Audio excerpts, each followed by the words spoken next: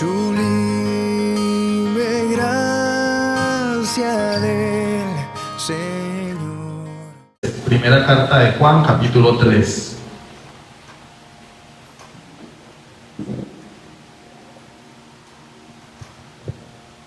Primera carta de Juan, capítulo 3. Y vamos a leer los primeros 3 versículos, del 1 al 3. ¿Listo? Cuando lo tengan pueden decir amén.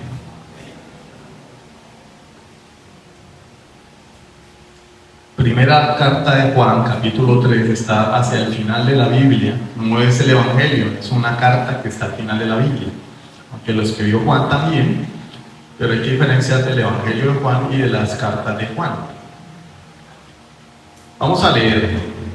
Mirad cuál amor nos ha dado el Padre para que seamos llamados hijos de Dios.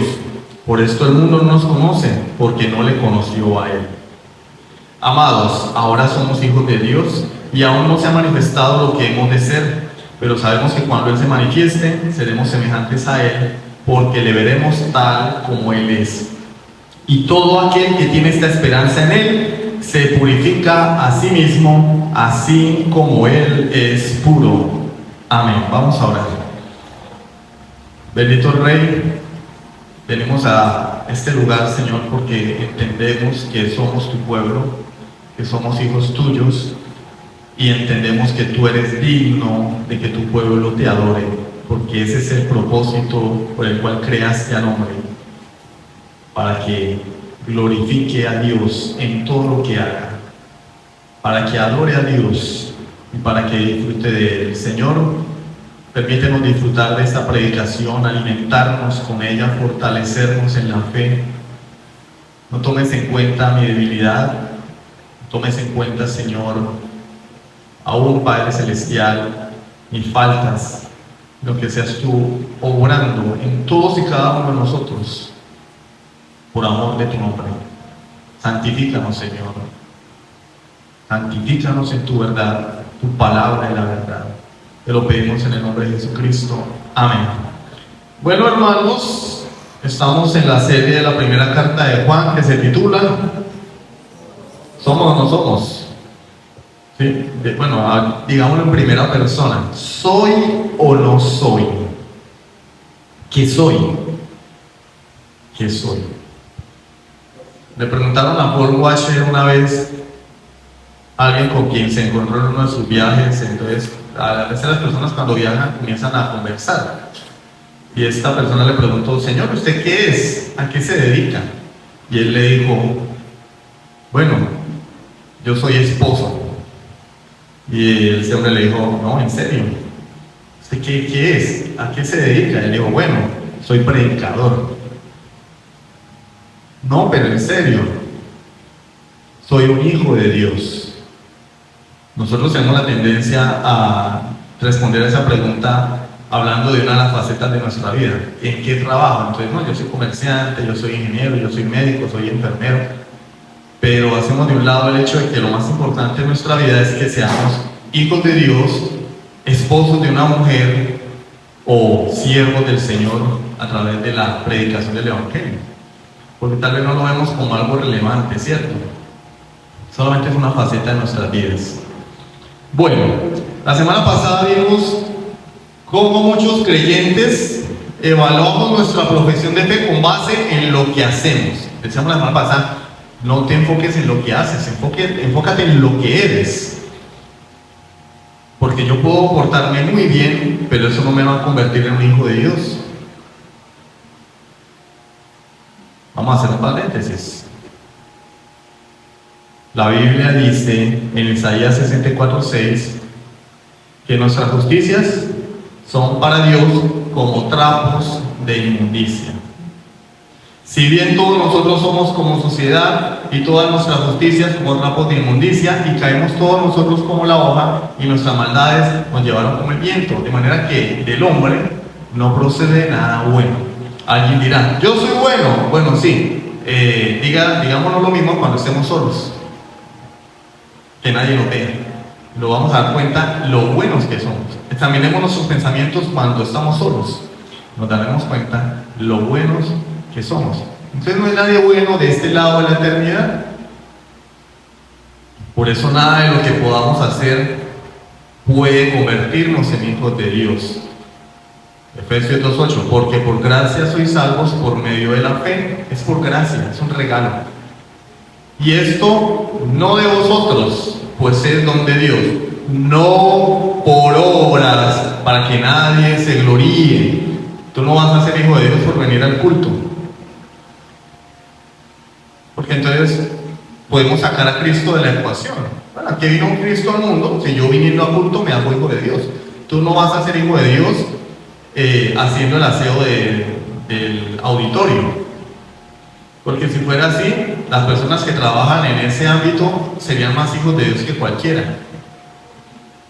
Tú no vas a ser hijo de Dios por inteligencia, porque si no Stephen Hawking estaría sentado a la diestra de Dios.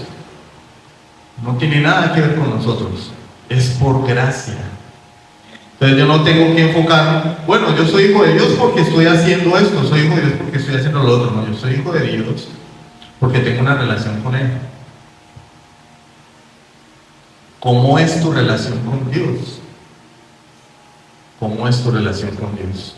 Algunas personas tienen relaciones afectivas a distancia, ¿no? Entonces, no, mi novio se fue, está lejos, ¿sí? Nos comunicamos por internet, pero eso lo único que hace es destruir la relación. Porque las relaciones son personales, son continuas, necesitan estar constantemente alimentándose. Cuando dos personas tienen una relación lejana, llámese papá, mamá, hermano, la relación se va deteriorando. Lo mismo sucede con la fe cristiana. Si nuestra relación con Dios es lejana, nuestra fe se va deteriorando. Ahora, si no hay relación con Dios, es porque no somos hijos de Dios. Entonces tienes que centrarte en lo que eres. Soy hijo de Dios, tengo una relación con Dios basada en el estudio de la palabra y en la oración, no por cumplir. Nosotros seguimos un devocional para leer la Biblia en un año, pero eso no me va a convertir en hijo de Dios. No, yo hago el devocional. No. ¿Por qué haces el devocional? ¿Por cumplir? ¿O haces el devocional porque quieres conocer al Dios de la Biblia, enamorarte de Él y saber cuál es la voluntad de Él para tu vida? ¿Sí ven que las motivaciones son importantes? No es lo mismo leer por cumplir que leer para conocer a Dios. Leer porque yo quiero saber quién es ese Dios que me salvó. Muy diferente, muy diferente.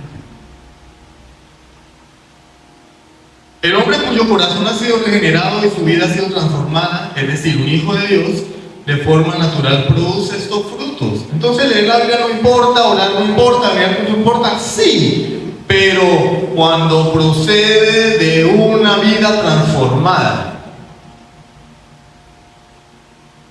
cuando la motivación es honrar al Dios que me salvó, no cumplir. Muchas personas, las iglesias están inundadas de personas que solo cumplen, y por eso vienen el domingo y dicen, no me acuerdo, porque ya cumplieron, como en la iglesia romana, ¿no? En la iglesia romana uno se sentaba, iba a misa y ya terminó la misa, chao, y si te vino me acuerdo, y después a la próxima misa y ya cumplí. El que peca reza empata. Pero la vida cristiana es una vida, valga la redundancia, viva, una relación orgánica con Dios.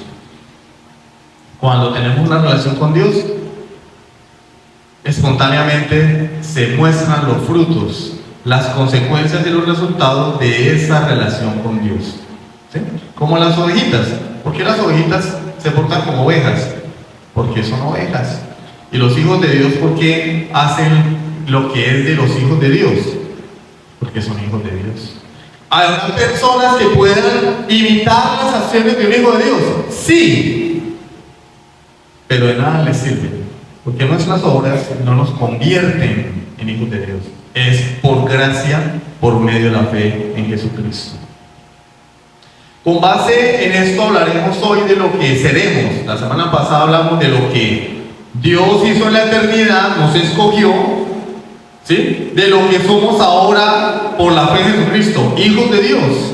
Hoy vamos a hablar de lo que estamos destinados a hacer en el futuro y de cómo debemos vivir a la luz de esas verdades y de esa realidad. Cristo viene.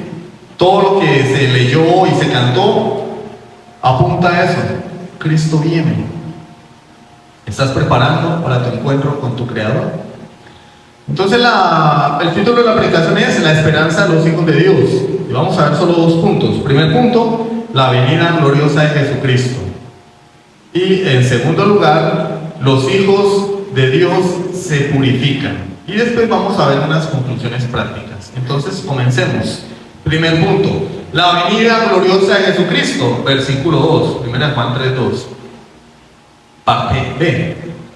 Pero vamos a leerlo todo. Amados, ahora somos hijos de Dios, y aún no se ha manifestado lo que hemos de ser, pero sabemos que cuando Él se manifieste, seremos semejantes a Él, porque le veremos tal como Él es. Entonces, el apóstol Juan nos dice aquí, ahora somos hijos de Dios. Con base en esta afirmación, Juan le está escribiendo a una iglesia, ¿no? Y todos acá profesamos ser creyentes. Ahora debo evaluarme. ¿Realmente soy hijo de Dios? ¿Realmente soy hijo de Dios? Porque tener fe en la fe no sirve de nada tampoco. Las obras no sirven de nada si no hay una verdadera fe. Pero tener fe en la fe tampoco sirve de nada. Eso se llama fideísmo. Es decir, yo creo, yo sé que soy hijo de Dios porque creo que soy hijo de Dios. Y algunas personas no paran de repetírselo a sí mismos como tratando de convencerse, ¿no? Como cuando alguien se muere. Se muere un perrito, mi perrito se murió. Y yo, no, él no está muerto. No, él no está. No, es que él no está muerto. Él vive en mi corazón. ¿Sí? No está muerto. Mi abuelita se murió y ella vive en mi corazón. Está muerta. Suena duro, pero es una realidad, ¿sí o no? Está muerta. Hay personas que se entran en un estado de negación tal que empiezan a consultar a los muertos y van donde el medium o la medium y empiezan, no, yo quiero hablar con él y quiero que él me diga dónde fue que guardó la vaca. Y convencidos que la abuela o el tatarabuelo les habla desde el más allá, está muerto. Y hay un dicho secular, el muerto al hoyo y el vivo al baile. Nosotros no bailamos, pero ustedes entienden. Está muerto, es una realidad. Yo soy hijo de Dios, yo soy hijo de Dios, yo soy hijo de Dios. Podemos hacer un rap, el rap del hijo de Dios, yo soy hijo de Dios, yo soy hijo de Dios. Eso no me va a hacer hijo de Dios. Tampoco me va a hacer hijo de Dios. Confesarlo positivamente no me va a convertir en hijo de Dios. No, pero yo voy a culto. Peor, porque estoy confiando en una fe que no sirve de nada y en obras que no sirven de nada. Que volvemos a lo mismo. Si yo baño al marranito, no, eso no lo va a convertir en un French Poodle, ni en un Pitbull, ni en una oveja. Sigue siendo marrano. Entonces ahí está Pepa. Y a Pepa esta semana mi sobrino la bañó, pero ella, así sea mini pip, vuelve y se ensucia, vuelve y busca el mugre porque es marranita, es marranito. Entonces es cuestión de naturaleza. ¿Soy hijo de Dios? Bueno, eso produce en mí obras de un hijo de Dios. ¿Y cómo me hago hijo de Dios? Por la fe en Jesucristo, reconociendo que soy un pecador necesitado de salvación, porque estoy destituido de la gloria de Dios, he ofendido a un Dios infinitamente santo. La pregunta es, ¿realmente soy hijo de Dios? Sin embargo, ser hijos de Dios no significa que seamos perfectos y nunca pequemos. Hay un estándar afuera en el mundo donde cuando un hijo de Dios se equivoca o peca, no lo llamemos equivocación porque las equivocaciones son no intencionadas. Los errores son no intencionales, ¿sí? Por ejemplo, ayer se equivocó el arquero de Australia. ¿Ustedes creen que es que él quería equivocarse? ¿Se equivocó? Vale, quitaron el balón y le hicieron el gol. No intencional, se llaman errores forzados. La presión alta hizo que el hombre se equivocara y perdió el balón. Pero los pecados no son forzados, son voluntarios y pecamos con el deseo de nuestro corazón. Cada vez que pecas contra Dios, no es que el diablo te amarró y te puso unas esposas y una pistola en la cabeza para que pecaras. No, cada vez que pecamos lo hacemos con gusto y con ganas. Si no, no pecaríamos. Pero afuera en el mundo hay un estándar, que el cristiano nunca puede pecar. Y cuando el cristiano peca, ¿y eso qué es evangélico? ¿Y eso qué es evangélico? Es que no somos perfectos. No somos perfectos. Tenemos una lucha con nuestro propio pecado, con nuestras concupiscencias. Ser hijo de Dios no significa que nunca voy a pecar. Pero como nosotros somos avispados, entonces dijimos, ay, pues sí, ¿no? Entonces voy a pecar. Ay, sí, chistoso, tan chistoso. No. Quiere decir que no estamos exentos de pecar eventualmente. Teniendo una nueva naturaleza, nos oponemos al pecado y luchamos contra él. ¿Cuál es la diferencia entre una persona que no tiene a Cristo y una que lo tiene? El que no tiene a Cristo no lucha con el pecado. Ni siquiera se da cuenta que está cometiendo fraude, no se da cuenta que ver pornografía es malo, no se da cuenta que andar con una mujer que no es su esposa es pecado, no se da cuenta que decir mentira es pecado porque es natural, es lo normal, así como un pez en el agua. Oye, miren, ese hombre se mueve como pez en el agua, quiere decir que fácil. Y los peces no tienen la noción de que están mojados. Imagínense, si los peces pudieran hablar, ¿sí? Y alguien les dijera, mira, te estás mojando, ellos dirían, ¿y eso qué es? ¿Qué es eso de estar mojado? Ellos no saben porque ese es su medio ambiente, ese es su hábitat. El inconverso no se da cuenta que está pecando porque ese es su hábitat. No entiende que su vida es una vida de pecado. No entiende. Él solamente dice, el negocio fraudulento, no, es que la vida es de los vivos. ¿A quién le dan pan que llore? Hay que aprovechar. Papaya, hay que aprovechar los papayazos de la vida. El hombre que es adúltero no entiende que debe tener una sola mujer. Él dice, no, es que yo soy macho man. Tengo que multiplicar mi descendencia. No entienden. El ladrón no entiende que tomar lo que no es de él es pecado, porque él dice, bueno, no lo necesita, lo necesito más yo. ¿Cierto? Como Robin Hood. Por eso es que el socialismo es anticristiano, porque el socialismo pretende robarle a las personas lo que les pertenece. Tenemos mandamientos en el decálogo que nos enseñan que Dios no es socialista. No codiciarás, no robarás. Dios protege la propiedad privada. Pero el inconverso no entiende, dice, no, pues a mí me dan el papayazo, que venga para acá, porque la vida es el de los avispados. Entonces el creyente se opone al pecado, lucha contra el pecado, porque hay una vida nueva en él. La Biblia dice que Dios lo ha libertado de la esclavitud del pecado. De manera que quien vive pecado no es creyente porque no ha sido libertado de la esclavitud del pecado. Yo he sido libertado de la esclavitud del pecado. Mire, yo antes era borracho y ya no soy borracho. Bueno, eso, Alcohólicos Anónimos tiene miles de testimonios de personas que han dejado la bebida. Yo tuve un tío que dejó el trago solo porque un día encontró a la mujer llorando. Y él no quería hacerle más daño a ella, entonces dejó el trago. Eso no lo convirtió en hijo de Dios. Posteriormente, años después, se arrepintió, pero el haber dejado el trago no lo hizo hijo de Dios.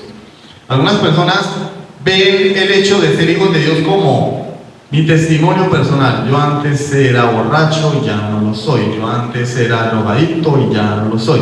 Hay una asociación que se llama Narcóticos Anónimos que también funciona. Eso no los hace hijos de Dios. Vuelvo y digo, ser hijo de Dios es una relación con Dios. Si tú no tienes una relación con Dios, no eres hijo de Dios. Si tú no luchas con tu pecado, no eres hijo de Dios. Si tú no sientes dolor por el pecado, no eres hijo de Dios. No, pues yo no siento dolor porque yo casi no peco. A veces la sacamos del estadio, porque la Biblia dice, el que dice que no ha pecado, hace a Dios mentiroso, y la verdad no está en él. Es peor todavía. Romanos 6:22. Mas ahora que habéis sido libertados del pecado y hechos siervos de Dios, tenéis por vuestro fruto la santificación y como fin la vida eterna. Es decir, libertado del pecado, Por la obra de Jesucristo, ahora eso produce en mí ¿qué? Un fruto que se llama santificación. Los hijos de Dios viven en santidad. Caen eventualmente porque de este lado de la eternidad nuestra redención no ha sido completada. Falta que el Señor redima mi cuerpo cuando Él venga. Hay tentaciones, hay concupiscencia, pero el cristiano se caracteriza por vivir en santidad. Así en ocasiones peque. ¿Qué es lo que vamos a ver la semana que viene? La diferencia entre el que peca y el que practica el pecado, pero no me voy a adelantar. Sin embargo, estamos en un proceso de santificación en medio del cual podemos caer eventualmente. Ya lo dijimos, aún no hemos sido perfeccionados. Primera de Juan 1, versículos 9 y 10. Si confesamos nuestros pecados, Él es fiel y justo para perdonar nuestros pecados y limpiarnos de toda maldad. Si decimos que no hemos pecado, le hacemos a Él mentiroso y su palabra no está en nosotros. Todo aquel que dice ser creyente y declara o afirma que no tiene pecado es porque no ha nacido de nuevo. Porque el que dice que no ha pecado hace a Dios mentiroso y su palabra no está en Él. Entre más nos acercamos a Dios, más nos damos cuenta de nuestra inmundicia. Entonces esto debe sonar una luz roja en nuestro corazón, porque por lo general creemos que estamos bien. Ay, yo estoy bien, yo voy a comer todo, doy la ofrenda y chao. Como el católico, ¿no? Que rece 10 Padre Nuestro, 5 Ave Marías, y el cura le dice cantis, para cantis, cantis te perdononquis. Y ya. Yo fui al culto, y ahora no, pues, ¿qué hay que para hacer? Bueno, chévere. No. Debe haber una relación con Dios, orgánica, íntima. Debe haber una dependencia de Dios en todo verdadero creyente. De manera que cuando una persona más se acerca a la luz, más se da cuenta de su pecado. El cristianismo, por definición, es excluyente del orgullo humano. Es decir, el decir que un cristiano es orgulloso es una contradicción, es un absurdo, porque el cristiano debería ser humilde por definición. Cuando decimos que somos cristianos, estoy diciendo yo soy miserable pecador, salvo por la gracia de Dios. Eso es lo que digo cuando yo soy cristiano. No, mírenme todos, aleluya, aleluya. Primera de Juan 2:1. Hijitos míos, estas cosas os escribo para que no pequéis, y si alguno hubiere pecado, abogado tenemos para con el Padre, a Jesucristo el justo. El Señor contempla la posibilidad de que el cristiano peque, no que practique el pecado. Y noticia de última hora: pecar no es solamente adulterar, fornicar, robar y asesinar. El chisme es pecado, no asistir al culto es pecado, la codicia es pecado, desear las cosas del mundo es pecado. ¿O no hay mandamientos en la Biblia que nos advierten sobre eso? No améis al mundo ni las cosas que están en el mundo. Y si un cristiano ama el mundo, entonces ¿qué? Es pecado. Es pecado. Lo que pasa es que como muchas veces en las iglesias se ven casos de adulterio así explícitos, nosotros decimos, bueno, estamos bien. No, pero el tener un carácter débil es pecado, porque no se conforma al carácter de Jesús. El no portarse varonilmente es pecado. Que un hombre no administre y gobierne su casa bíblicamente es pecado. Que una mujer no se sujete a su esposo es pecado. Que un hijo no respete a su padre es pecado. Que los padres no críen a los hijos en disciplina y amonestación del Señor es pecado. Ay, déjenlo. Pecado. Por todas partes Dios nos bombardea para que entendamos que no somos lo que creemos ser. Creemos que somos buenos. Sí, yo ya me arrepentí. ¿Qué? No, eso es el adulto. El vecino al frente tiene 5 mujeres. Ese son sinvergüenza. Yo ando bien, voy al culto el domingo y doy la ofrenda. Aleluya, aleluya. Y cada quien con la suya, ¿no, Señor? El pecado del carácter. Sigamos. Esta tensión entre pecar y practicar el pecado, hay una diferencia, no debe entenderse como la gracia barata.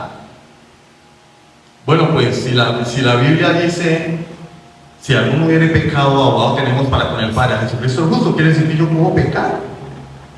Tengo un abogado. Entonces cada vez que yo peque, solamente vengo y le pido perdón a Dios y Él me va a perdonar todo lo que yo haga porque tengo un abogado. Y como la salvación es por gracia, pues la gracia barata, el libertinaje, toman la gracia como ocasión para pecar. No, pues la salvación es por gracia.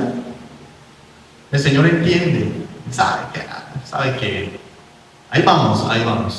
Eso sí, vengo el domingo y doy la ofrenda y ya, y entre semana pues no importa, el Señor me va a perdonar porque Él es un Dios de amor. Él es Dios de amor. No, esa tensión no debe entenderse como una licencia para pecar. Esa tensión es para que dependamos más de Dios. Porque Dios no nos salvó y nos llevó para el cielo de una vez. Porque tenemos que entender en esta vida que la salvación es de Él, que no hace nuestras fuerzas. Tenemos que aprender a depender de Dios. Tenemos que ser santificados por Dios. Juan nos dice que no siempre será así. Peco contra Dios, el cristiano se duele por su pecado, pero no siempre será así. Aún no se ha manifestado lo que hemos de ser. Esto no es lo que vamos a hacer. Para nada. No estamos destinados a hacer lo que somos en ese momento. De manera que nadie puede decir, estoy en la cima de la vida cristiana. Porque esto no es lo que Dios nos ha destinado a hacer. Este es el proceso.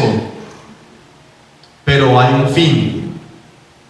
Algún día la lucha con el pecado terminará y los sentimientos de culpa no tendrán lugar en nosotros. Si eres un verdadero creyente, debe dolerte tu pecado.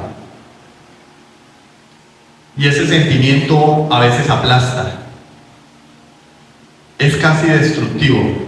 Pero el Señor no nos da la culpa para que nos destruyamos. Nos da la culpa para que nos acerquemos a Él. Su Espíritu Santo nos convence de pecado, nos redarguye y venimos arrepentidos a Dios. Pero no siempre va a ser así. Algún día Él volverá. Y dice la Biblia, sin relación con el pecado. Cuando Él venga, ya no habrá más lucha con el pecado, ya no habrá más culpa, ya no habrá más concupiscencia. En el futuro, cuando Cristo venga, seremos aquello que fuimos destinados a ser. ¿Por qué? Porque estaremos con Él por toda la eternidad. Y como dice el texto, aún no se ha manifestado lo que hemos de ser, pero sabemos que cuando Él se manifieste, seremos semejantes a Él, porque le veremos tal como Él es. Según a los Corintios 3:18. Por tanto, nosotros todos, mirando a cara descubierta, como en un espejo, la gloria del Señor, somos transformados de gloria en gloria en la misma imagen como por el Espíritu del Señor. ¿Qué es lo que hace que nosotros en esta vida crezcamos en santidad, en conocimiento de la palabra, en madurez? La gloria de Cristo. Es la gloria de Cristo la que nos lleva de la mano a lo largo de esta vida. Filipenses 3:21. El cual transformará el cuerpo de la humillación nuestra para que sea semejante al cuerpo de la gloria suya, por el poder con el cual puede también sujetar a sí mismo todas las cosas. Cuando Él vuelva, va a hacer que nuestro cuerpo sea como el cuerpo de Él cuando resucitó. En esta vida, en la gloria de Jesucristo somos transformados. Cuando Él venga, la gloria de Jesucristo nos va a transformar definitivamente. Es su gloria. El texto dice, sabemos que cuando Él se manifieste seremos semejantes a Él. ¿Por qué? Sí, porque como nos hemos portado tan bien en esta vida y hacemos tantas cosas, entonces cuando Él venga, como dice el falso movimiento apostólico de nuestro tiempo, ese evangelio de la prosperidad satánico, podrido, asqueroso, vamos a establecer el reino de Dios en la tierra. Cuando Él venga, ya vamos a tener todo listo. Eso no es lo que la Biblia dice. La Biblia dice que cuando Él venga, seremos como Él, porque vamos a verle a Él tal como Él es. Vamos a ver la gloria de Cristo en todo su esplendor, y eso es lo que va a hacer que por fin la meta El plan de Dios, su propósito se cumple en nosotros de forma plena. Es su gloria la que nos va a transformar. Es su gloria la que va a transformar este mundo en cielos nuevos y en tierra nueva donde mora la justicia. No el deprimente evangelio de la prosperidad, que no tiene evangelio, no tiene nada. Vamos a establecer una nación en la tierra. Cuando Cristo venga, nada más va a venir a gobernar porque vamos a tener todo listo aquí. Eso es una herejía. Dios me ama y me va a llevar hasta el fin. Colosenses 3:4. Cuando Cristo, vuestra vida, se manifieste, entonces vosotros también seréis manifestados con Él en gloria. ¿Cuándo vamos a ser manifestados con Cristo en gloria? Cuando Él, nuestra vida, se manifieste, vamos a ser manifestados con Él en gloria. Es su gloria la que nos va a transformar. En la gloria de Cristo, como leímos anteriormente, somos llevados de gloria en gloria. Y la paz de Jesucristo es la que nos lleva a madurar en esta vida y a crecer espiritualmente. El problema es que si yo no tengo una relación con Dios, ¿cómo voy a ser transformado? ¿Cómo voy a ser llevado de gloria en gloria? Si yo no leo la Biblia, si yo no oro, si no tengo intimidad con Dios, si no tengo una relación con Dios. Para mí la prioridad en esta vida es el trabajo, la temporada navideña, la Navidad.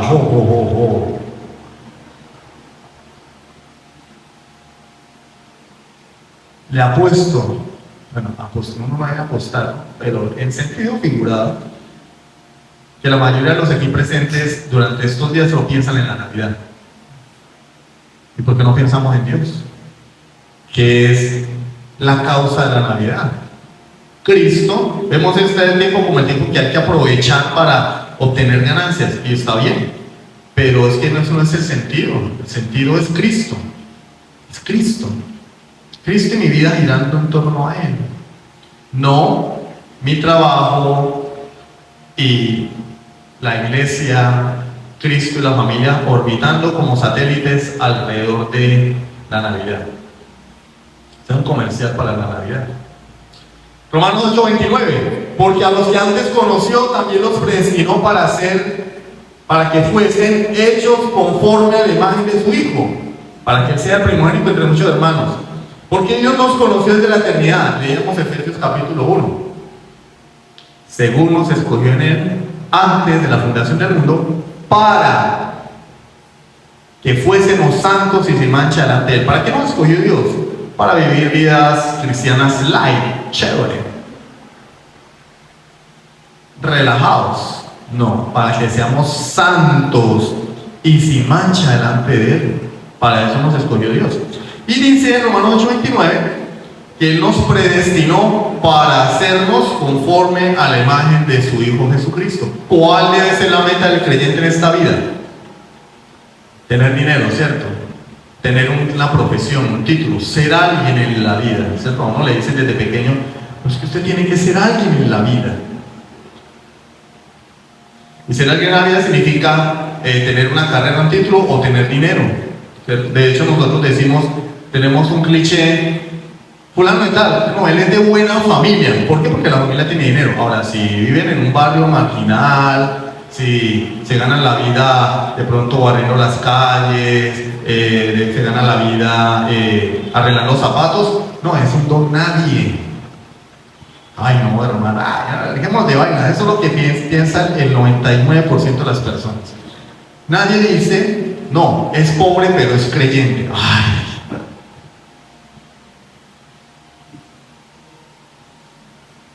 La meta del hombre debe ser conformarme a la imagen de Jesucristo, ser como Jesús.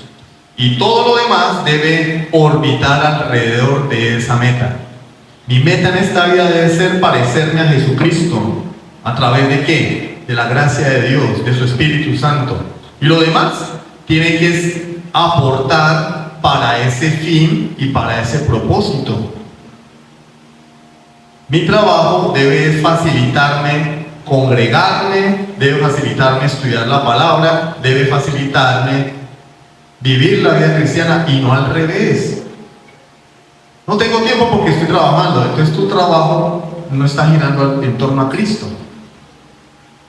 Cristo gira alrededor de tu trabajo. Tu trabajo es Dios. Vamos colocando las cosas en su lugar, ¿cierto? De manera que la próxima vez que alguien me diga, hermano, no puedo porque estoy trabajando, no me digan eso, por favor. Invéntese la excusa, que los asustó el chupacabras, le salió el Moan y se lo llevó para la trocha y no pudieron asistir por eso, pero no me digan, es que estaba trabajando. Porque, como decía el programa de televisión, dejémonos de vainas. ¿Quién es más importante, Dios o el trabajo? El trabajo, ahora. Entonces, el trabajo es Dios. Mi familia es Dios. ¿Sí? Vamos aclarando el panorama. Pero miren que a pesar de eso, Dios nos ama. A pesar de nuestra debilidad, a pesar de nuestro pecado, Dios nos ama. Y si Él comenzó una obra en nosotros, Filipenses 1:6 dice, estando persuadido de esto, es decir, yo estoy convencido de esto, que el que comenzó la buena obra en vosotros, o en nosotros, la perfeccionará hasta el día de Jesucristo. Dios no empezó, no es como nosotros que empezamos a hacer algo y lo dejamos ahí a medio terminar. No, Dios lo que comienza lo termina. Si Él empezó una obra en ti, la va a perfeccionar hasta el día en que Cristo venga. Es semejante a un artista. Bueno, hay personas que son artistas literalmente y otras que son artistas. Hablemos de los artistas de verdad. Cuando un artista va a desarrollar o elaborar una obra de arte, ¿qué tiene al comienzo? Llámese una pintura o llámese una escultura o una vasija. ¿Qué tiene? Un pedazo de lienzo o un pedazo de barro, una porción de barro o de arcilla. Pero comienza un trabajo allí y comienza a trabajar con sus manos, a darle forma, a modelar esa arcilla o ese barro o esa materia prima, de la misma forma que el pintor comienza a hacer los primeros trazos para hacer ese bodegón. ¿Sí? Que es lo primero que hacen los pintores, los ponen a hacer un bodegón. Pero en ocasiones, cuando la obra no es lo que el artista quiere, muchas veces tiene que destruirla para volverla a hacer. No me quedó bien. Venga, otra vez. Como cuando uno las arepas no le quedan bien redondas, entonces uno qué hace, uno vuelve a agarrar la masa y la vuelve a hacer la arepita. Hay una roca en la arcilla, sacamos la roca. Hay un residuo, hay un mugre, hay polvo, limpiamos la arcilla, le vamos dando forma. Este trazo no está bien, pero vamos a acomodarlo. Ese es el proceso. Pero cuando se termina y el artista queda satisfecho, ¿qué tiene? No tiene lo que él comenzó. Tiene una obra de arte, una pieza maestra. Pero ¿eso qué requiere? ¿Ustedes creen que el David de Miguel Ángel se hizo así en una impresora 3D? Llegó David y dijo, bueno, vamos a pintar aquí a David y impresora 3D, salió el David ahí impreso en 3D. No, fue un trabajo. ¿Qué tenía primero? Un pedazo de piedra y tuvo que darle golpes con martillo y cincel, esculpir duro hasta que terminó la obra. Y así es el Señor con nosotros. Lo que somos no es lo que vamos a hacer. Lo que Dios ve en ti no es lo que Él quiere. Pero Él está trabajando. Él está llevando a cabo su obra. Por eso el salmista dijo, Dios cumplirá su propósito en mí. Pero eso es para los hijos de Dios. Aquel que se ha arrepentido de sus pecados, que ha nacido de nuevo y que tiene una relación con Dios.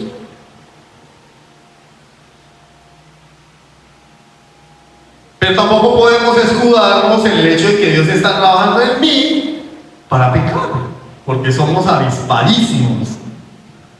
No, sí, el Señor me pone pecado. Pero es que nadie es perfecto. Dios está obrando en mí, porque Jesús no es ministro de pecado. ¿Qué dice Romanos capítulo 6, versículo 1? ¿Qué pues diremos? Versículos 1 y 2. ¿Qué pues diremos? ¿Perseveraremos en el pecado para que la gracia abunde? En ninguna manera, porque los que hemos muerto al pecado, ¿cómo viviremos aún en él? Jesús no es ministro del pecado, Él no es alcahueta de mi pecado. No, pues Jesús sabe. No, Él no sabe. Porque Él vivió la vida como hombre y venció. Él espera lo mismo de nosotros, que seamos responsables con lo que Dios nos ha encomendado. Esto nos lleva a nuestro segundo punto. Hijos que se purifican, versículo 3. Y todo aquel que tiene esta esperanza en Él se purifica a sí mismo, así como Él es puro. Entonces, reconociendo lo que somos hijos de Dios, sí. Sabiendo lo que Dios va a hacer con nosotros en esta vida hasta que Él venga, lo que Él va a hacer en su segunda venida, noticia de última hora. El Señor va a volver. Él lo prometió. Sabiendo lo que soy ahora y lo que voy a hacer en el futuro, ¿cómo debo vivir a la luz de esa verdad? Debo ser como aquel hombre al que el dueño de la hacienda le encomendó sus bienes, se fue lejos y le dijo, voy a volver. Y este siervo comenzó a golpear a sus hermanos y a tratarlos mal. O como dice la palabra de Dios, debo ser aquellos que el Señor coloca para que le dé la comida a tiempo al pueblo de Dios. ¿Cómo voy a ser? ¿Un siervo diligente? Buen siervo y fiel. Sobre lo poco has sido fiel, sobre lo mucho te pondré. Pregunta: ¿cuáles son las metas para mi futuro? Pregúntense ustedes allí. ¿Cuáles son mis metas para el futuro? Yo quiero ser doctor. ¿Y tu vida cristiana? Yo quiero ser ingeniero. ¿Y tu vida cristiana? ¿Has hecho planes en la vida cristiana? ¿Quién de nosotros se propone a fin de año decir, este año voy a orar más, voy a madrugar más y voy a orar más? Este año voy a ser un mejor esposo. Este año voy a tratar mejor a las demás personas, porque hay personas que dicen ser cristianas pero no se les puede ni hablar. ¿Qué carácter de Cristo están reflejando? Si son... Y cuando hablan, como dice la Biblia, sus palabras son como golpes de espada, van lastimando a todo el mundo. Psh, psh, pa, pa. Ese no es el carácter de Cristo. Este año voy a ser menos enojón, voy a ser más educado, más cortés, más benevolente, más paciente. Este año le voy a servir a Dios de verdad, voy a dejar las excusas. Voy a organizar mi cronograma de actividades para que me quede tiempo para las actividades de mi iglesia. ¿Quién hace eso? Como una determinación real. No, llegamos a diciembre, pero este año no se hizo nada. No hicimos nada. ¿Y qué pasó? No compré carro, no compré moto, no, ni siquiera pude pintar la casa. Claro, cuando Cristo venga nos va a preguntar, hijo mío, ¿de qué color pintaste tu casa? Nos va a pedir las fotos, ¿cierto? La paleta de colores. Mira, aquí está la paleta del Señor, mira. Vení, bendito de mi Padre, pintaste la casa excelentemente. Nos va a preguntar qué carros compramos, ¿cierto? Porque son los planes del ser humano. Este año me voy a comprar un carro. Este año me voy a comprar una moto. Este año voy a ampliar mi empresa, voy a montar una sucursal. Y el Señor nos va a preguntar cuando Él venga, hijo mío, ¿dónde colocaste sucursal? No pude este año ampliar mi empresa. Bueno, te vas a ir al infierno, hijo mío, porque yo morí para que tú tengas una empresa exitosa. ¿Sí ven? ¿Nos damos cuenta? A la luz de la realidad de la segunda venida de Cristo. Por encima de todos mis planes, mi mayor labor en esta vida como creyente es ser transformado a la imagen de Jesucristo. Esa es la meta. Esa es la meta. Cuando Cristo venga, Él va a ver qué tan creyente fui. Si fui consecuente con lo que profesaba. Soy hijo de Dios. Muestre para Él. Mateo 25. Venid benditos de mi Padre, heredad del reino preparado para vosotros desde antes de la fundación del mundo, porque tuve hambre y me diste de comer, tuve sed, me diste de beber, estuve enfermo, desnudo en la cárcel y me visitasteis. Señor, ¿cuándo hicimos eso? De cierto digo que cuando lo hiciste a uno de mis hermanos más pequeños, a mí lo hicisteis. A las ovejas. A los de la izquierda, apartados de mí. Búsquenlo. Malditos. No lo digo yo. Algunas personas dicen que Jesús es puro amor, amor, amor. Malditos al infierno preparado para Satanás y sus ángeles. ¿Por qué? Porque tuve hambre, no me disteis de comer. Tuve sed, no me disteis de beber. Estuve desnudo, enfermo en la cárcel y no me visitasteis. Y ellos le dirán: Señor, pero ¿cuándo no lo hicimos? ¿Cuándo te vimos hambriento, sediento, desnudo, enfermo en la cárcel y no te servimos? Lo hicimos. Y él les dirá: si no lo hicisteis a uno de mis hermanos más pequeños, a mí no lo hicisteis. Y dice, le dirán estos: al castigo eterno, y los justos a la vida eterna. ¿De qué está hablando Cristo allí? De la iglesia. Iglesia. Iglesia. Dios nos ha prometido una completa restauración y vivimos a la luz de esa promesa, esperando aquel día cuando Él venga y definitivamente nuestra redención sea completada. Cuando Él venga, nuestro cuerpo va a ser transformado. Y no vamos a tener lucha con el pecado, tentaciones, no vamos a ser más afligidos, no va a haber enfermedad, no va a haber dolor, no va a haber preocupaciones. Pero en esta vida tenemos que apuntarle a ello. Por eso el Señor dice: no os afanéis, porque hay que haber de comer, porque haber de vestir. Los gentiles buscan todas estas cosas. Miren la mentalidad del mundo. ¿Qué busca el mundo? Comida, vestido, posesiones. Jesús le dice a sus discípulos: esto es lo que buscan los gentiles. Vuelvo y les pregunto: ¿cuáles son mis propósitos para este fin de año? ¿Comida, bebida, vestido, posesiones? Si esos son, es porque no soy un hijo de Dios. Pero Él se dirige a sus discípulos y dice: más vosotros buscad primeramente el reino de Dios y su justicia. El reino de Dios es un reino donde Cristo es el Rey y es el Señor. Y la justicia de la que habla allí es la justicia de Cristo, no la justicia en la cruz. No, es la justicia del justo. No hay nadie más justo que Jesús. Eso es lo que tenemos que buscar, ser como Él.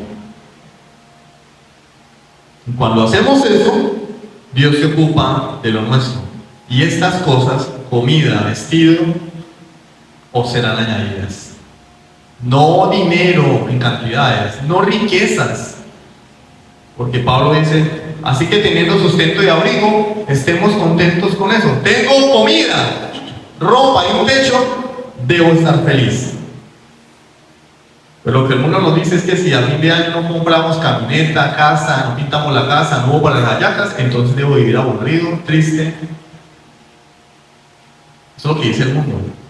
La Biblia dice: no, tu prioridad es el gobierno de Cristo y seguir al justo, al verdadero justo, a Jesucristo el Santo. Entonces el estímulo para vivir la vida cristiana creo que me motiva a mí. La esperanza del regreso de Jesús. Él va a volver. Y no es como cuando el jefe se va y los empleados dicen: bueno, vamos a desordenar, empiezan a tirarse papeles y a molestar y ponen a uno en la puerta. Y dígale, pilas, cuando vienen nos avisan. Cuando el jefe llega a todos. Y el que está en el computador cierra los videojuegos y se mete ahí. No se trata de eso. Porque nuestra santificación es activa. Somos responsables de ella. Y por eso nos lleva de la mano. El que comenzó la buena obra la va a terminar. Hay un proceso allí de por medio. Según los Corintios 7:1. Así que, amados, puesto que tenemos tales promesas, Limpiémonos de toda contaminación de carne y de espíritu, perfeccionando la santidad en el temor de Dios. Tenemos promesas de Dios. Cristo va a volver, nos va a redimir definitivamente del pecado. Cielos nuevos y tierra nueva donde mora la justicia. Teniendo tales promesas, no deberíamos limpiarnos de la contaminación de este mundo, de la contaminación de la carne, perfeccionar la santidad en el temor de Dios, vivir marcando la diferencia. Primero a los Tesalonicenses 4:3, pues la voluntad de Dios es vuestra santificación, que os apartéis de fornicación. La fornicación es pecado. Una perdona, pero es que me contagiaron ese virus que anda por allí, entonces estoy haciendo un pequeño esfuerzo. No se nota, ¿cierto? La voluntad de Dios es que seamos santos. Dice algo más allí, que seamos millonarios. Si nos lo da, bien. ¿Quién no quiere ser millonario? Pero su voluntad es que seamos santos. Santificación, ser diferentes. Pero si ponen un inconverso y un creyente y los dos son iguales, la misma meta, los mismos sueños, los mismos proyectos, entonces no es creyente, son dos inconversos. Hebreos 10, 24 y 25, y considerémonos unos a otros para estimularnos al amor y a las buenas obras, no dejando de congregarnos como algunos tienen por costumbre, sino exhortándonos, y tanto más cuanto veis que aquel día se acerca. ¿Cómo vamos a estimularnos al amor y a las buenas obras si no nos congregamos? Es un mandamiento de Dios. ¿Por qué? Porque mi Redentor viene.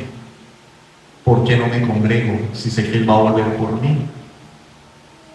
Dice, tanto más cuanto veis que aquel día se acerca. Cuando yo veo la eternidad, yo digo, yo no puedo perder culto. Hacemos solo 2 cultos en la semana. 2, no más, 2. Yo asistí a una iglesia donde hacían cultos los 7 días de la semana. De los 7 días iba al culto y estaba en el error. Era una iglesia pentecostal y iba hasta a los 7 cultos. Y me pegaba la caminada. Yo sé que no va a ponerse como ejemplo, pero la Biblia también dice pues, que tenemos que ser ejemplo. Me pegaba la caminada desde Rómulo Gallegos hasta el cementerio. Todos los días a las 7 de la noche y me volvía a pie. ¿Qué excusa tenemos? No tengo moto, no tengo quien me lleve.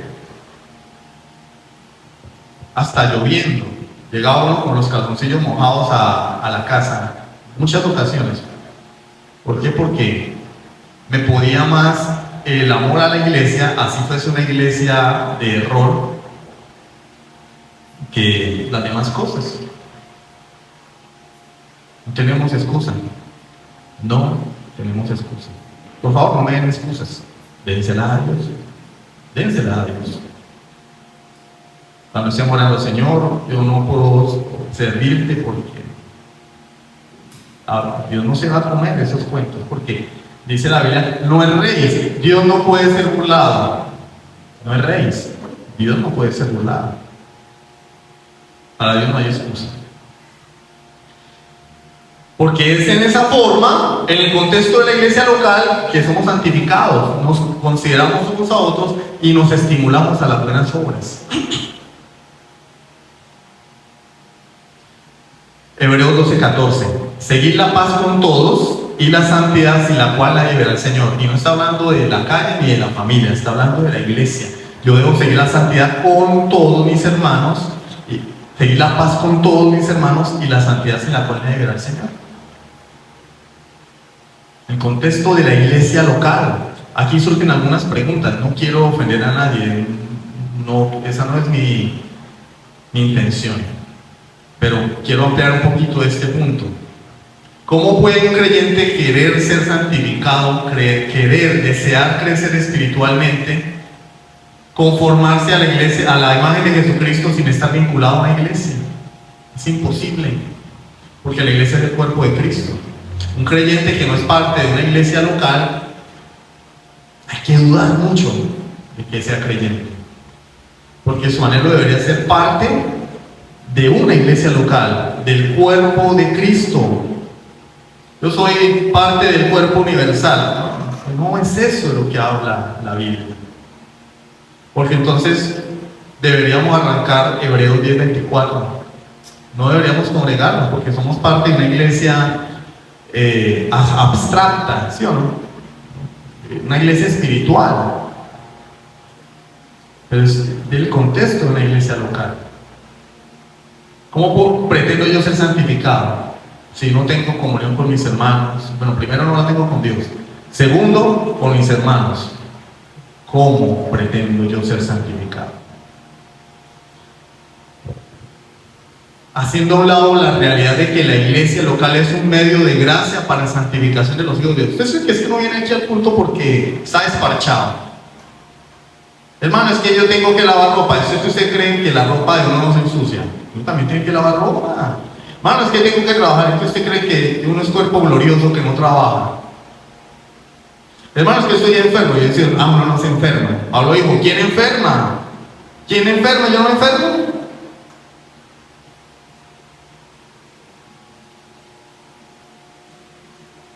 Tenemos que entender que todo verdadero creyente debe anhelar ser parte, miembro de una iglesia local.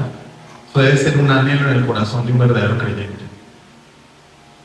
Porque los demás, quienes no anhelan esto, solamente son simpatizantes, asistentes, visitantes, que no quieren compromiso con la iglesia.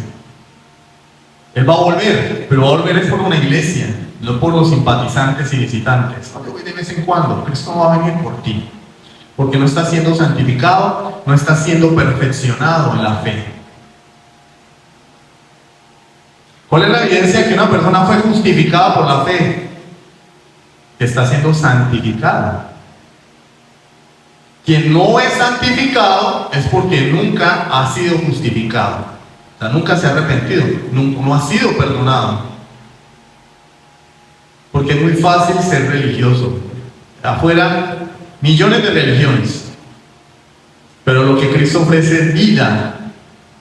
Es una relación orgánica con Dios, no una religión de cumplir, de hacer cosas. No, es una vida, y vida en abundancia. Juan capítulo 10. Pregunta, ¿eres miembro de una iglesia local? Eso no es promoción para que se hagan miembros de esta congregación, porque esa obra la debe hacer el Dios. Ahora, si soy miembro de la iglesia local, ¿estoy comprometido con la iglesia? Como miembro del cuerpo de Cristo. Ustedes saben que el cuerpo tiene muchos miembros, ¿no? Están las orejas, la nariz, la boca, las piernas, el corazón. Hay muchos miembros, órganos en el cuerpo. Cada uno cumple una función. Hasta el dedo meñique. Si el dedo meñique no fuera importante, nos lo apuntaríamos y no pasaría nada. Pero cuando uno le apunta un dedo del pie, no es lo mismo. El cuerpo pierde equilibrio. El hueso más pequeño del cuerpo humano se llama el estribo. Estribo, y está en el oído. Sin ese hueso, nos iríamos al piso. Y es el hueso más pequeño del cuerpo humano. Si no tuviéramos ese hueso, estaríamos tirados en el suelo. Porque ese hueso es el encargado de que el hombre pueda mantener el equilibrio.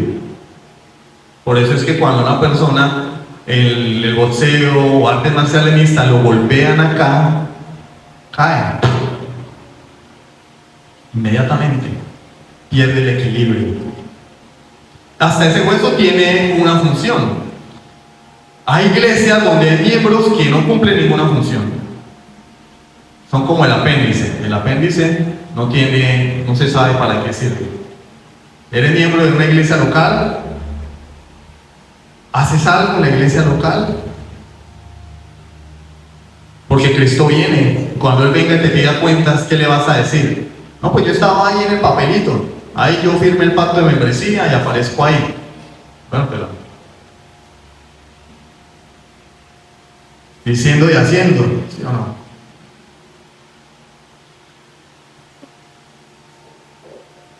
La expectativa de la segunda venida de Cristo y nuestra reunión con Él causa que como hijos de Dios nos separemos de toda contaminación. ¿Por qué yo me santifico? Porque Cristo va a volver. Porque yo leo la Biblia. Porque quiero crecer en el conocimiento de Dios. Porque Cristo va a volver. Él viene. Él no me dejó aquí a mis expensas para vivir como a mí se me antoje. Él va a volver. Y me va a pedir cuentas. No tengo que repetirles Mateo 25. Él va a pedir cuenta de cada uno según lo que haya hecho en el cuerpo, sea bueno o sea malo. Colosenses 3, 12 y 13. Vestidos pues como escogidos de Dios, santos y amados, de entrañable misericordia, de benignidad, de humildad, de mansedumbre, de paciencia, soportándoos unos a otros y perdonándoos unos a otros, si alguno tuviere queja contra otro. De la manera que Cristo os perdonó, así también hacedlo vosotros. Yo les aseguro que encerrados en la casa viendo el internet, esto no se va a llevar a cabo. Yo tengo que vestirme de entrañable misericordia, de benignidad, de humildad, de mansedumbre, de paciencia. ¿Paciencia con quién? ¿Con el computador porque está lento? Es que yo estoy viendo el culto por internet y la paciencia es con el computador porque no soporta sino Windows 7, ya está, o Windows Vista y está obsoleto, entonces navega muy lento y el Señor está hablando de eso, paciencia con el navegador de internet. Se cayó el servidor, ay, no está hablando de eso, paciencia con mis hermanos, misericordia con mis hermanos, benignidad, humildad, mansedumbre con mis hermanos. ¿Y cómo hago eso si no pertenezco a una iglesia? ¿Cómo hago eso si no vengo al culto? No tengo una relación con la iglesia. ¿Cómo puedo hacer eso? Efesios 4:22. En cuanto a la pasada manera de vivir, despojados del viejo hombre que está viciado conforme a los deseos engañosos. Mire que aquí Pablo no está hablando de despójense del adulterio, despójense de la fornicación, despójense del robo, del asesinato, que ciertamente son pecados. Porque nos creemos buenos porque no practicamos ninguno de esos pecados. No, el malo es la muchacha esa que ha tenido como 5 maridos. Esa sí es una adúltera. Uy, no, Jesús, María José, es así. Pero yo no, yo ando como Goku en una nube voladora, ¿cierto? Una nube voladora a 3 metros del piso porque vengo a culto y doy la ofrenda. No, Pablo nos está diciendo, despojados del viejo hombre, todo lo que yo era antes de venir a Cristo, todo, yo tengo que despojarme de eso, del viejo hombre. De todo, es una lucha diaria, es una perseverancia, es continuo. Todos los días tengo que estar quitando lo que no sirve, lo que traigo de mi antigua vida. El viejo hombre no ha sido destruido, vive en nosotros. Los deseos de la carne, la ira, el enojo, la falta de perdón. Ay, yo no puedo perdonar a mi mamá. El Evangelio de la Prosperidad dice, perdónate a ti mismo. Yo no me puedo perdonar, yo soy muy malo. O sea que el perdón de Dios no importa. Siempre y cuando yo me perdone a mí mismo, no me importa lo demás, yo tengo que perdonarme a mí mismo. Psicología barata. Yo escuché eso muchas veces. Tienes que perdonarte a ti mismo. ¿No? Tengo que pedirle a Dios que me perdone. Mi perdón no vale nada. Importa un pepino mi perdón. Lo que importa es el perdón de Dios, porque es el que me salva. No puedes vivir con conductas celestiales albergando en tu corazón ambiciones terrenales. O sea, yo no puedo maquillar al muerto. Es decir, hago cosas que son propias del Hijo de Dios, pero en mi corazón lo que hay son deseos carnales. Es incongruente, es contradictorio, es inconsecuente. Es legalismo. Venir el domingo a culto, dar la ofrenda, y en mi corazón están en las hallacas del 24. Yo no estoy diciendo que esté mal, no estoy diciendo que esté mal. Hay gente que se muere, ay, no, si no hay hallaca no hay Navidad. Claro, cuando Jesús vino al mundo, los reyes magos lo estaban esperando con una olla llena de hallacas. Si no hubiera sido así, Jesús nunca hubiera venido a salvarnos. Y lo que motivó a Cristo a morir en la cruz es que Dios allá en el trono tiene una olla de hallacas esperándolo, y por eso Él resucitó. O sea, es una tradición como el Día de la Madre. Navidad sin hallacas no es Navidad, no, Navidad sin Cristo no es hallacas, lo demás es irrelevante, es secundario, porque no quiero ofender a nadie. Nadie, hermano, dice que las hallacas no son importantes. No. Que es una tradición humana, pero es que el centro de la Navidad es Cristo, no son las hallacas, no son los regalos, no es el estreno. El centro es Cristo, Él es el centro de todas las cosas, Él es lo más importante. La purificación moral no es algo que el hombre pueda lograr con sus propias fuerzas, pero podemos apropiarnos del perdón, de la purificación de Cristo por medio de su sangre derramada. En mis propias fuerzas no puedo vivir la vida cristiana. Es imposible, porque tenemos una lucha contra Satanás, contra el mundo y aún contra mí mismo, contra mis deseos pecaminosos, contra el viejo hombre. Solo no puedo. Aislado de la iglesia no puedo. Aislado de una relación viva con Dios no puedo. Por eso es que a veces llega Satanás y nos pega unas zarandeadas, porque estamos divorciados de Dios. Cuando tengo certeza del mundo venidero, lo que me ofrece este mundo pierde valor, porque no soy de acá, yo estoy de paso.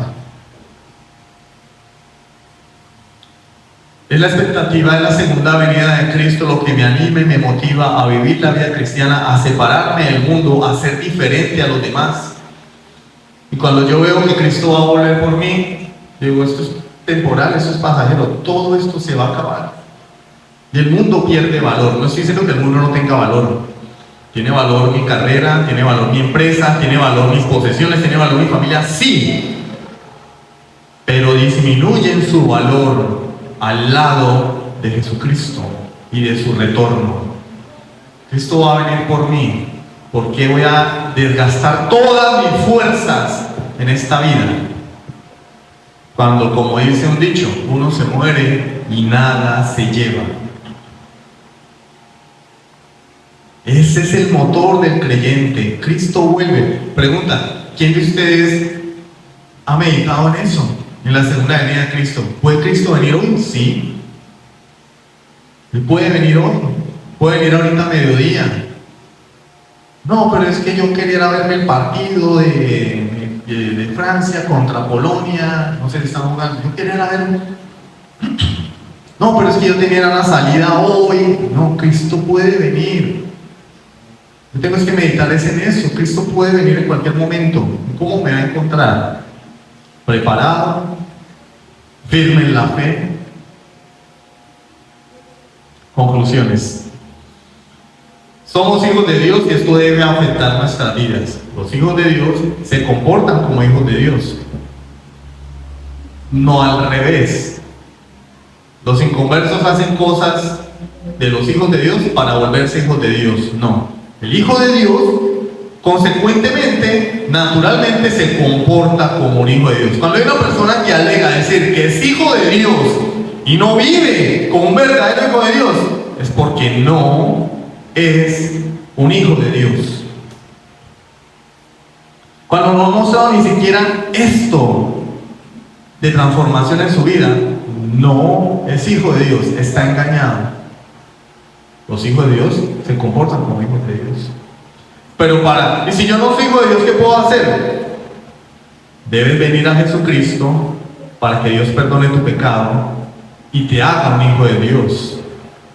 A los suyos vino y los suyos no le recibieron. Más a los que le recibieron, a los que creen en su nombre, les dio la potestad de ser hechos hijos de Dios. Juan capítulo 1, versículos 11 y 12. Aquel que se arrepiente, Dios lo adopta como su hijo.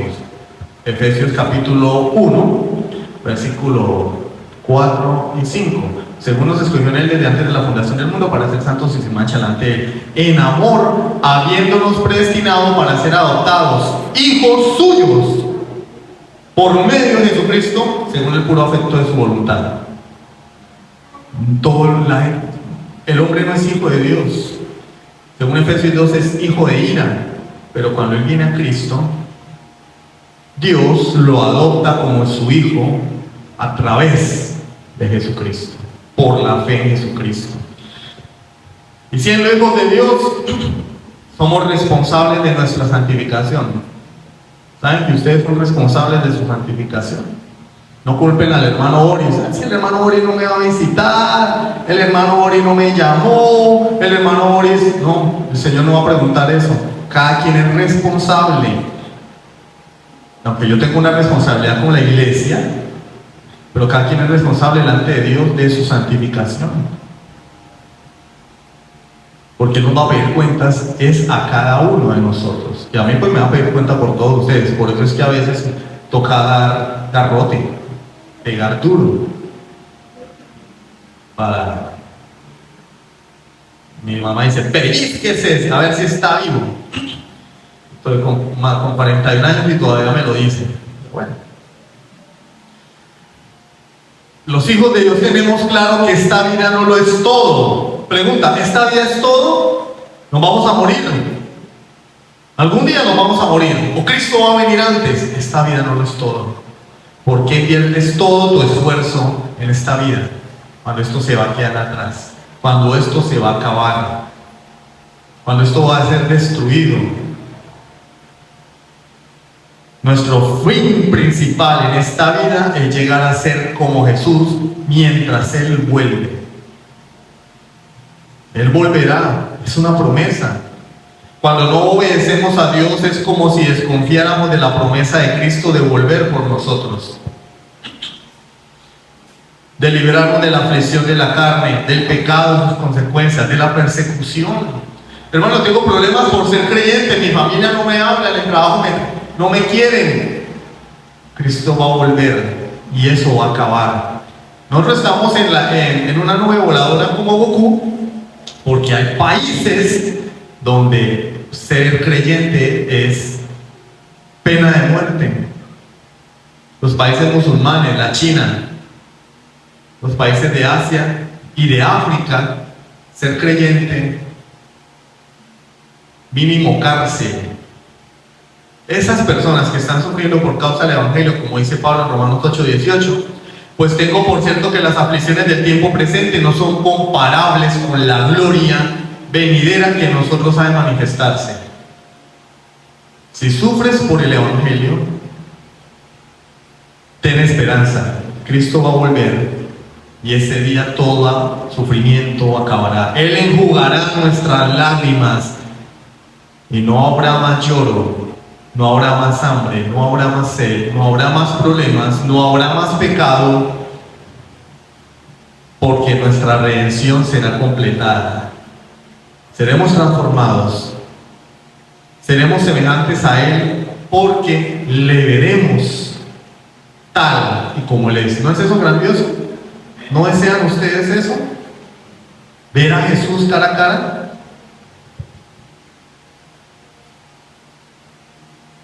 Y si tú estás aquí sin Cristo y no hay deseo en tu corazón de conocer a Jesús, de tener una relación con Él, pídele a Dios por lo que más quieras. Yo te ruego, arrepiéntete, acércate a Jesús, ponte a cuentas con Él. No sabes cuánto va a durar tu vida. Y el Señor ha establecido un día, aquel día cuando Él venga, va a juzgar a vivos y a muertos. Como dice Mateo 25, los justos irán a la vida eterna y los pecadores a la condenación perpetua. No seas tú de los que van a morir sin Cristo. No seas tú de los que viven esta vida ajenos de la vida de Dios. Porque Él ha determinado un día en el cual juzgará a los hombres conforme al Evangelio de Jesucristo. ¿Aceptaste el Evangelio de Jesús? No es por venir a la iglesia, no es por tener papás cristianos, no es por tener una mujer cristiana o una novia cristiana, es por haberte reconciliado con Cristo. Él te ofrece salvación gratuita, no te pide un solo centavo, solamente te pide que creas en Él, porque la salvación viene de Jehová, no es del hombre. Porque por gracia sois salvos por medio de la fe, es por gracia, es gratis. ¿Acaso eso no es un don maravilloso? Que Dios nos ofrezca salvación solo por creer en Cristo, gratis, sin hacer nada, solo creyendo, depositando mi confianza en aquel que murió en una cruz en mi lugar. Él pagó mi culpa, Él pagó mi pecado. ¿Cómo puedo yo responder a esa gracia? Viviendo arrepentido, confiando en aquel que se hizo hombre para morir en una cruz. No te engañes, no creas que eres creyente porque haces cosas de creyente. Si tú no tienes una relación con Dios, tienes que venir urgentemente a la cruz. Arrepiéntete de tu pecado. Vamos a orar.